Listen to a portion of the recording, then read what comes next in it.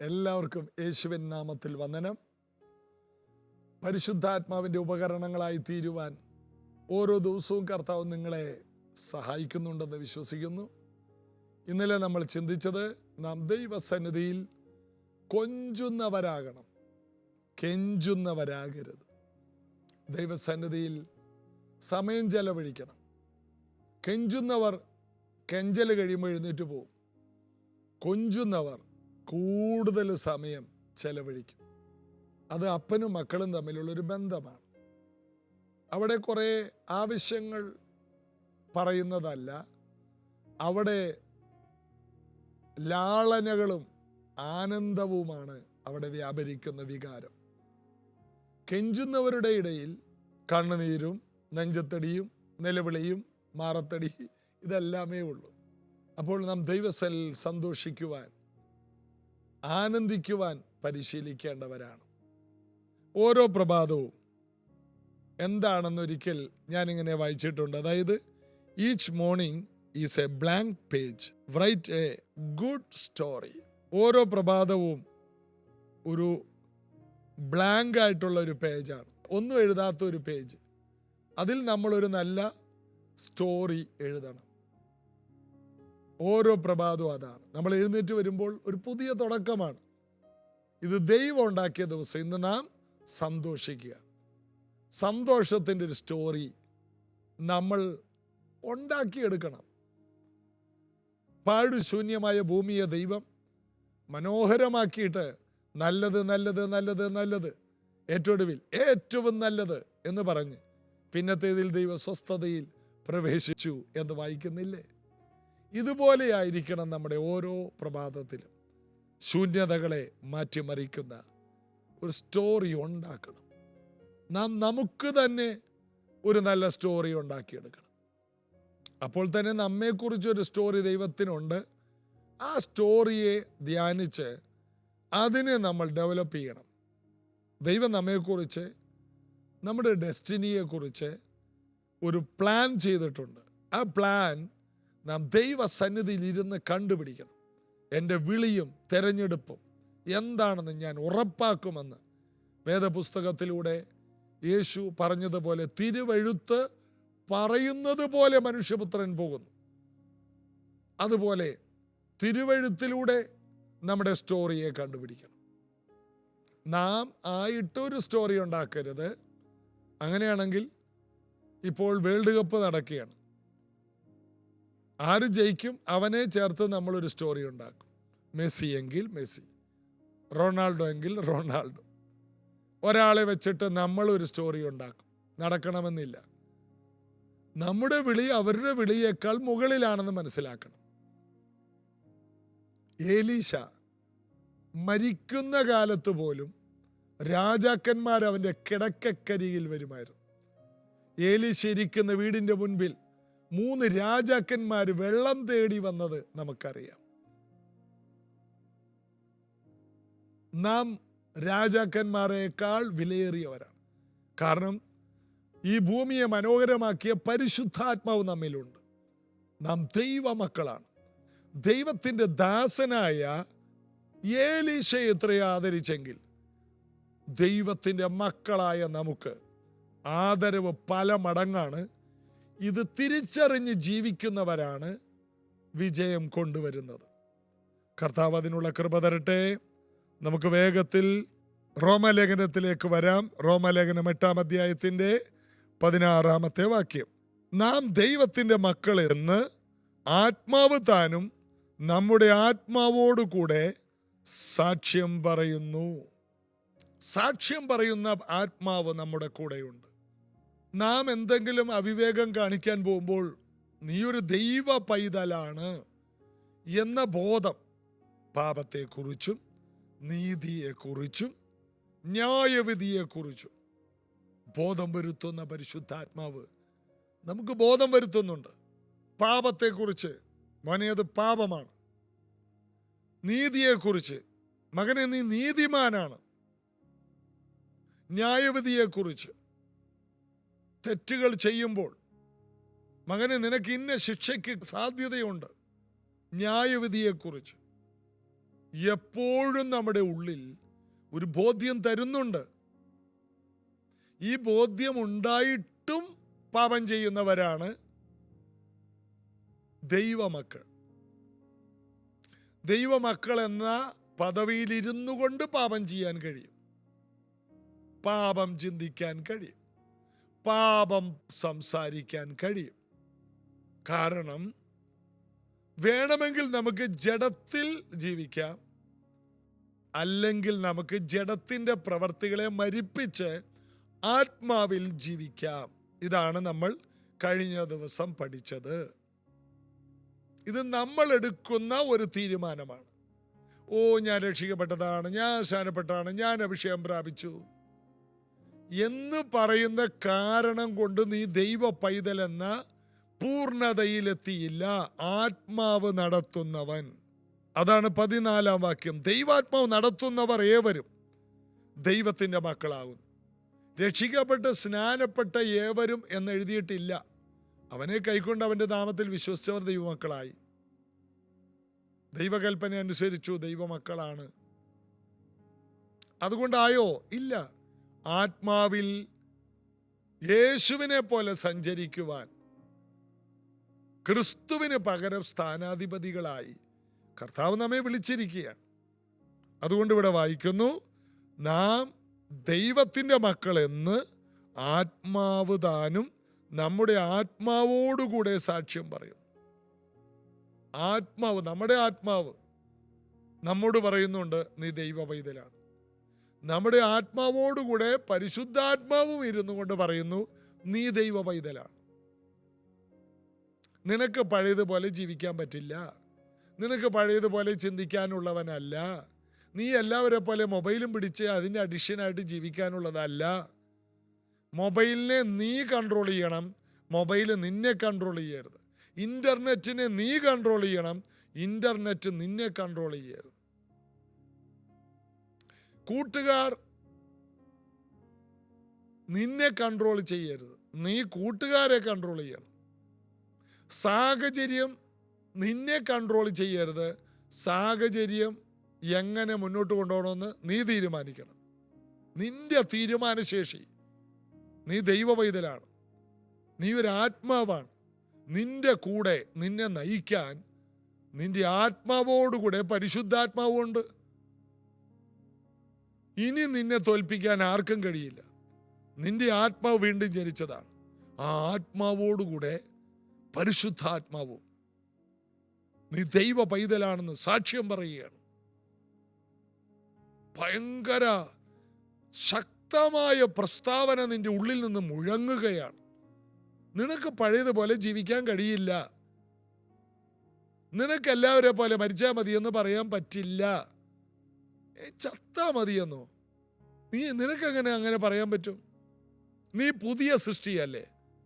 എടാ, നിന്റെ വീട്ടിൽ രക്ഷിക്കപ്പെടാത്ത പലരും നെഞ്ചത്തടിച്ചുകൊണ്ട് ചത്താ മതി എന്ന് പറയുമ്പോൾ കൂട്ടത്തിൽ പറയാൻ നീ വിഡ്ഢിയാണോ? അല്ല, നീ ദൈവ പൈതലാണ്. നിനക്ക് മരിക്കാൻ കഴിയില്ല, നീ നിത്യജീവനുള്ള വ്യക്തിയാണ്. നിത്യമായ ജീവൻ.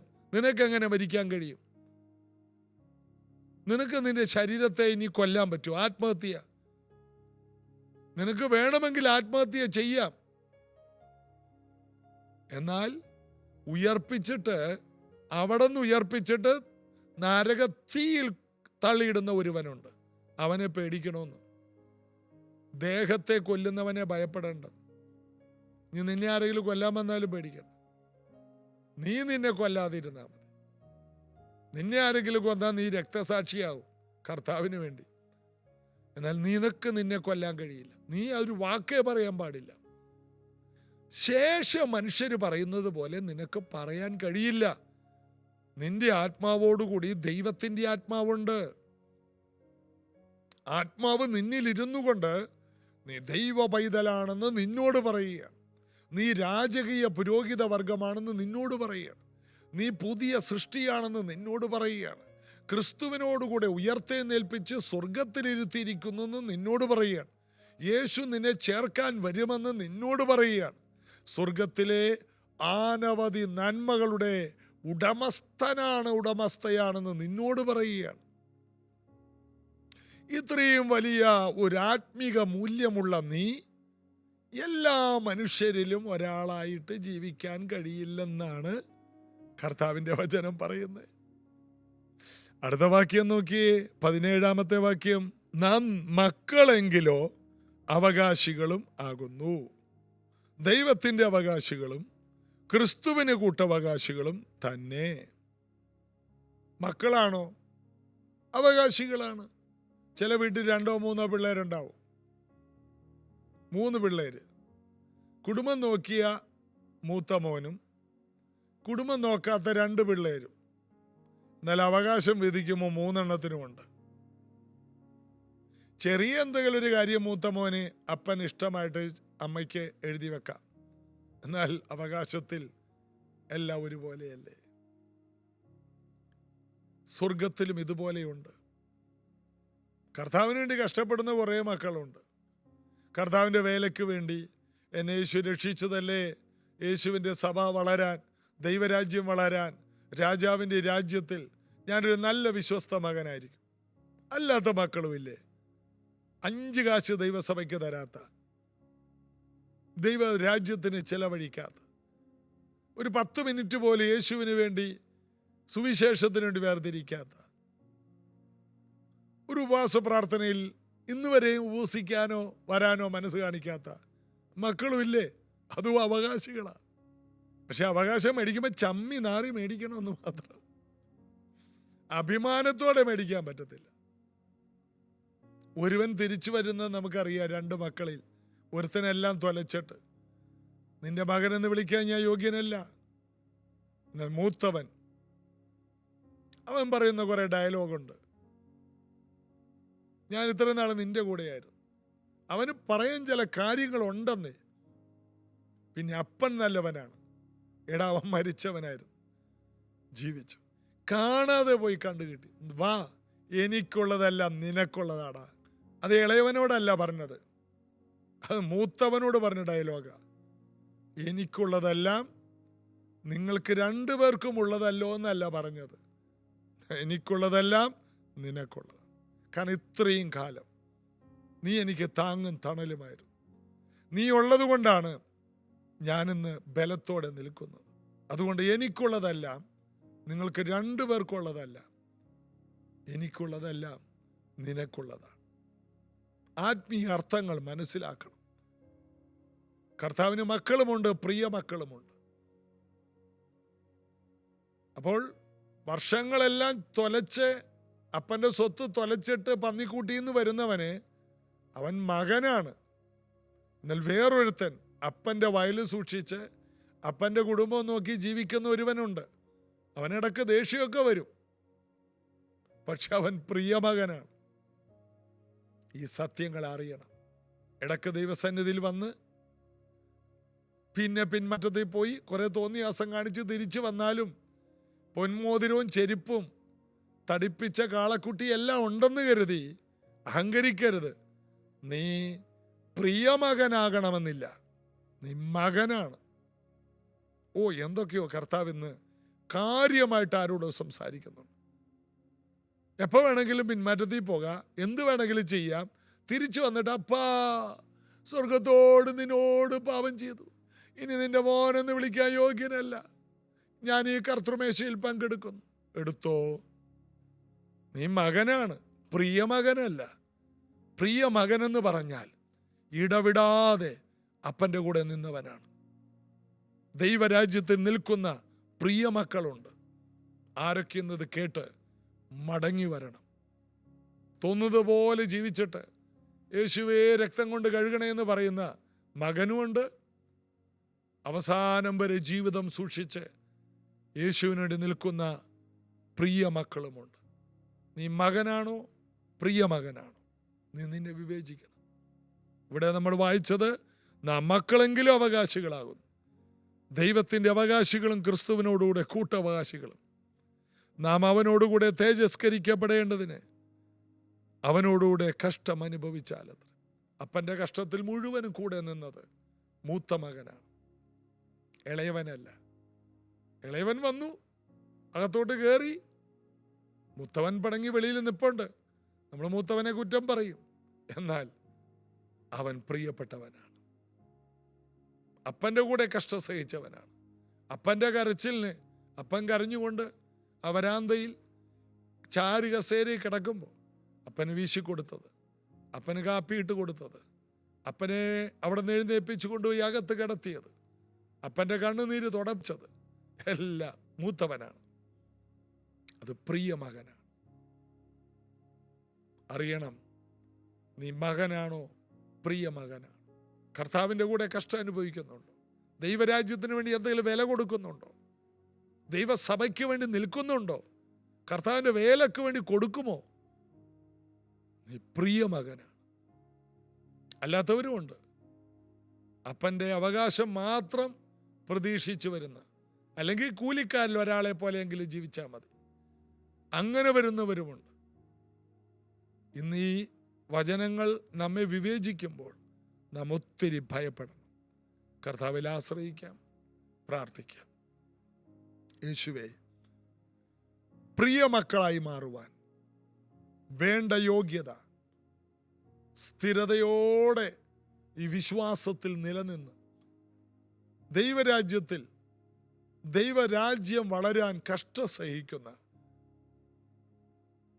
ആ മൂത്ത മകൻ്റെ ക്വാളിറ്റിയിലേക്ക്, പിതാവിൻ്റെ ഒപ്പം നിന്ന മൂത്ത മകൻ്റെ ആ മൂല്യത്തിലേക്ക് ഞങ്ങളെ ഒന്ന് ഉയർത്തണമേ.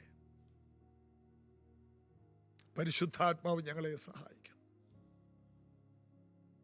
ആ പുത്രത്വത്തിൻ്റെ ആത്മാവിൽ ജീവിച്ച് ബലപ്പെടാനും നിലനിൽക്കാനും ഞങ്ങളെ ശക്തീകരിക്കണം. യേശുവിൻ നാമത്തിൽ ആമേൻ. Praise the Lord. ഒരു സന്തോഷ വാർത്തയുണ്ട്. നാളെ മുതൽ 3 ദിവസം ഉപവാസ പ്രാർത്ഥനയാണ്. പ്രൈസ് ജനറേഷനിൽ എല്ലാ മാസവും നടക്കുന്ന സ്പെഷ്യൽ ഉപവാസ പ്രാർത്ഥന. എല്ലാവരും പ്രാർത്ഥനയോടെ കടന്നു വരണം. ഈ ഉപവാസ പ്രാർത്ഥന നമുക്കൊരു ആഘോഷമാക്കണം. നിങ്ങൾ വന്നാലേ അത് ആഘോഷമാകും. ആ മുടിയൻ പുത്രൻ വന്നപ്പോഴാണ് ആ വീട്ടിൽ വലിയൊരു ആഘോഷമുണ്ടായത്. അവൻ വന്നില്ലായിരുന്നെങ്കിലോ തടിപ്പിച്ച കാളക്കുട്ടി അറുക്കുമോ? അതുകൊണ്ട് എല്ലാവരും കടന്നു വരണം. ഒരാഘോഷമായിട്ട് കർത്താവിൻ്റെ സന്നിധിയിൽ കരഞ്ഞും നിലവിളിച്ചും നമ്മെ തന്നെ ഏൽപ്പിച്ചും വലിയൊരു ആഘോഷം നമ്മുടെ കൂട്ടായ്മയിൽ ഉണ്ടാകട്ടെ. ദൈവരാജ്യത്തിൽ വലിയ ആഘോഷം, സ്വർഗത്തിൽ വലിയ സന്തോഷമുണ്ടാകട്ടെ. ഒത്തിരി പ്രാർത്ഥനകൾക്ക് മറുപടിയെ നമുക്ക് പ്രാപിക്കാം. വ്യാഴം, വെള്ളി, ശനി രാവിലെ 10:30 പ്രാർത്ഥന പ്രൈസ് ജനറേഷനിൽ വെച്ച് നടക്കുന്നു. കടന്നു വരിക. കർത്താവ് അനുഗ്രഹിക്കട്ടെ. നാളെ ഇതേ സമയത്ത് നമുക്ക് ഒരുമിച്ച് ജീസസ് എവരിഡേയിൽ കണ്ടുമുട്ടാം. God bless you.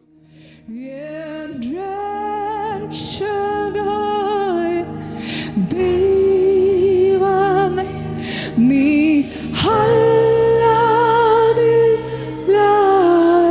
എന്നെ രക്ഷക,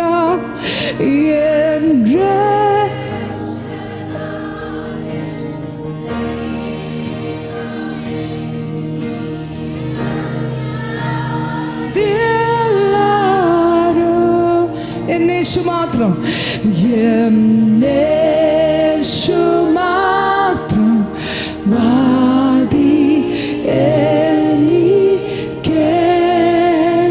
നേരത്തു.